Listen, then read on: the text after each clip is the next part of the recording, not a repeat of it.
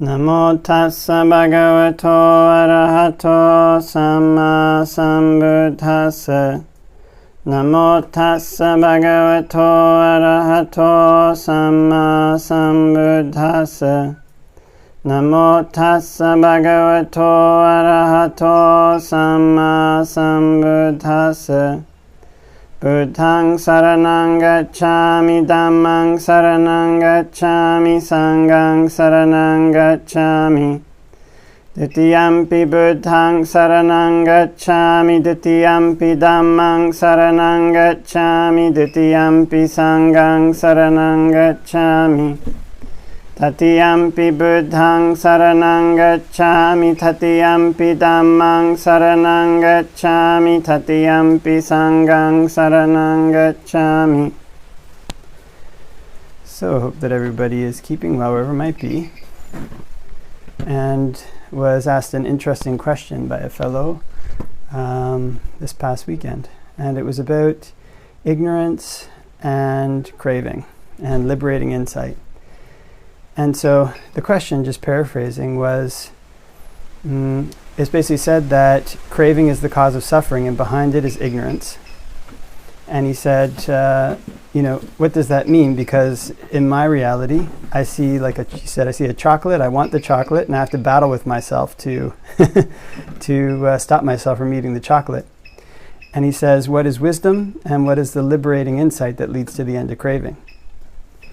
So in our discussion there, I was saying to him that actually kind of hit the nail on the head, in that basically craving is, we can see the mind and the things that it likes as being a series of addictions. And there's things that we like them, we want to consume them, we want to have them, we want to use them, we want to rest our minds on them as a place of safety. And sometimes we know that they're bad for us, but we still don't want to stop because we like them. It's an addiction. And so, in terms of ignorance, there's ignorance that one can see that fuels this addiction on different levels. Number one, in the most gross type of level, it would be a situation where one actually doesn't have the intellectual knowledge. One actually just doesn't have the information necessary to know that something is bad. So, for example, in the 1950s, then people thought that smoking was, healthy. I still remember when I was young, you'd have these advertisements, and people would be, they'd be going on the top of a mountain smoking. If you've ever been around somebody who smokes, or you smoked yourself, climbing a mountain isn't so easy. Definitely not getting to the top to smoke. In any event, there's this kind of ignorance that can just be a lack of information. In other words, you think smoking is healthy, it's actually not healthy. So you smoke more because you want to climb mountains. That's going to be a type of ignorance that leads to craving, kind of a misplaced craving that leads to suffering, because now you can't climb mountains like you want. And you can't do much that you want to do if you thought that smoking was going to make you healthier. It actually makes you more unhealthy. So there's addiction born from ignorance, that's lack of knowledge. There's another type of addiction, you could say, that's born from perceptions that are cultivated throughout the day that are to the opposite of what we know to be true in terms of information. So in other words, we can know that eating a lot of chocolate is bad for us. Eating a whole bunch of chocolate will make me sick, it won't make me feel good, all these different things. But actually when we go throughout the day, we start to have stress or whatever it might be that makes us want to eat chocolate. Oftentimes the consumption of chocolate or whatever food, whatever external stimulus it's for, is not for the flavor or the experience itself. It's a means of distraction, and people want to distract themselves. So start having this craving for chocolate. Take a look what's behind it. Why is it that I want to eat this chocolate right now? And that's kind of what happened during the day. So when one looks in this way, one sees that actually what one is doing when one starts thinking, I want this chocolate. One knows it's not good. One thinks, I want the chocolate. And one builds up perceptions about its flavor. One builds up perceptions about its taste. One builds up perceptions about what it was like when one ate chocolate in the past. So although the information's there, this chocolate is unhealthy, the perceptions that one is building around it are the opposite. And these perceptions are what make up one's reality. They're the things that create an ignorance or create a world that we live in that has information in it that's false. Actually, we have the intellectual knowledge, chocolate is not good. But in the world we live in, the perception that we have is chocolate is good. If I eat it, it's going to take away my worries. When I ate it in the past, it took away my worries. And these are perceptions cultivated to the opposite. Now, just jumping off and branching off of that for a moment, one of the interesting things about the way that we create these perceptions, it often goes to the past, takes a look at things that we had in the past, and tells us lies about what it was like at that time. And so I remember when I was a young man, I used to, like once or twice a year, I'd want to eat KFC. And every time I ate it, I felt horrible. They had this Toonie Tuesdays back then. And, you go and eat this KFC and, it'd be $2 for like 2 pieces of chicken and fries or something. And I would eat it. I would feel atrocious afterwards. The next day, I'd feel terrible too. And then 6 or 7 months would go by. And so I think, oh yeah, it'd be nice to have some KFC right now. I start thinking about that. And then sometimes the perceptions you have about what it was like to eat KFC the last time are not correct. It's like, oh yeah, well, it was tasty, it was good. You kind of don't remember the whole picture. You don't remember what you felt like, The perception that you're building is not of what you felt like afterwards.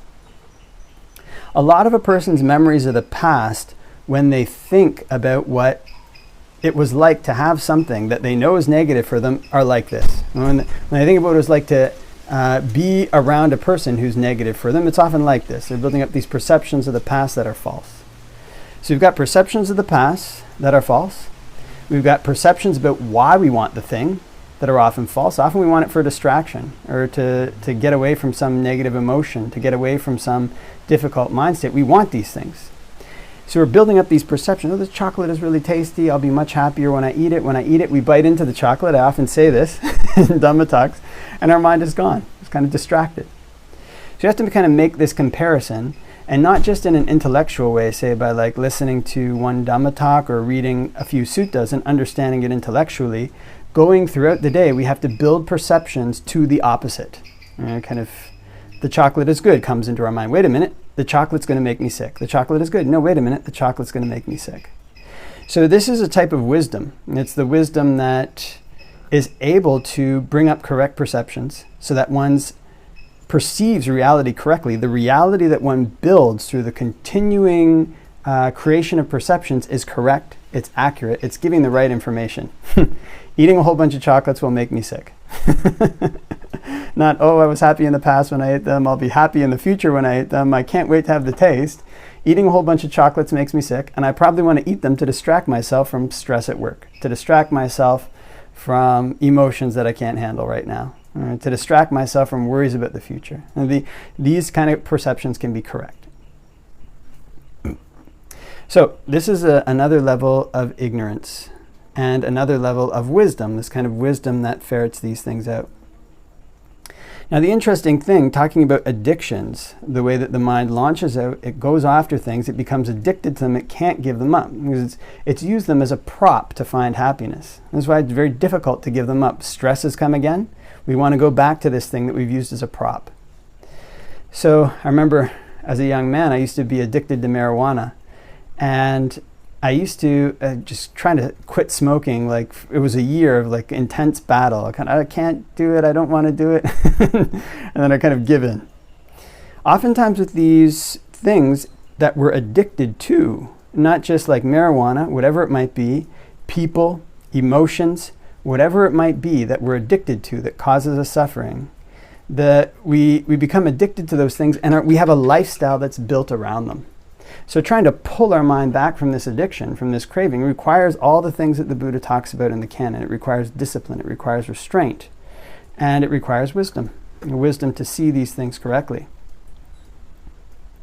So in battling with this kind of marijuana addiction, it was kind of going back and forth, trying to pull myself away from this lifestyle, and then failing, and then back again, restraining, and then failing, then back again.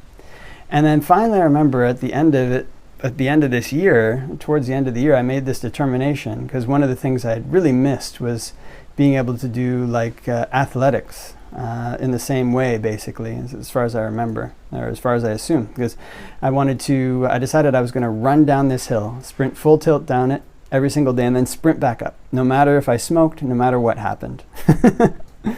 And so I would do this, kind of sprint down and sprint back up. And person's lungs become very raw when they're sprinting and they've been smoking. And I remember there was this one day I was doing this, my lungs were becoming raw, I was coughing up all this gunk, and I gave in and I smoked. And I got this horrible, horrible lung infection. And it was after that this kind of knowledge came, oh, marijuana makes you sick. And it was after this that basically this habit didn't arise again. So this is what you might call like another type of knowledge, another type of wisdom that eliminates ignorance. It's basically the wisdom that really sees. It can be often expressed as just a phrase in the mind when one achieves this type of wisdom, or it's an experience that encapsulates a phrase. These things can be expressed in a phrase. Sometimes remember something, and this is where this habit started. The memory, the information is not important. That comes with the cutting of basically an underlying tendency. We can quit marijuana and then it comes back. We can cultivate these perceptions, we're fighting, but still the underlying tendency to this addiction is there. But it's at a time when that underlying tendency is cut, through this restraint that we've been cultivating all this time, through this gradual wearing away of the defilement, that this knowledge comes. And this is the liberating knowledge, the knowledge that comes with the destruction of an underlying tendency. And after that time with this sickness, I think I only smoked marijuana once more, but its power was gone. I never smoked again. So these are different ways in which wisdom can apply. It can apply on the level of information. It can apply on the level of perceptions, just having these false perceptions, not seeing things in terms of the noble truths. And then these kind of liberating insights, these are also an aspect of discernment. We're trying to find a way to stop. And the liberating knowledge that comes can often be expressed in just this single phrase or a single experience. But that information is not that important. The important thing is the elimination of the underlying tendency. But because these experiences are so powerful, and because they can be encapsulated in like a single phrase or a single moment, there's often this temptation to clone that wisdom. And kind of, marijuana is bad, just as an example. So you go and repeat that. Well, you already know marijuana is bad. Or you get sick one time after smoking marijuana and say, I'm sick, where's the insight? Well, it comes after a long period of wearing away this underlying tendency. So we can see ignorance as this lack of knowledge. Lack of knowledge in the informational sense, lack of knowledge in the perceptual sense, and the lack of seeing clearly that keeps us running back to things that make us suffer. So on the smaller scale, this applies to these negative habits that we try to eliminate, like eliminating eating chocolate, eliminating marijuana. On the larger scale, when we're looking to a larger solution for suffering, it applies to samsara. So the Buddha's teachings about liberating insight, they're things that extend out to everything that causes us to suffer, which is everything we grasp onto. And if we wear away our addictions to these things bit by bit, trying to find a solution to them, then eventually the liberating insight can come after the underlying tendency is eliminated or uprooted. And it's kind of usually expressed in a single phrase, like the phrase in the canon, the classic one, is whatever is subject to origination is subject to cessation. So wisdom is the supreme faculty. It's the faculty that enables us to eliminate defilements rather than suppressing them, because all the time the things that cause us to suffer are things we're grabbing onto through addiction, through liking them and not seeing the flip side.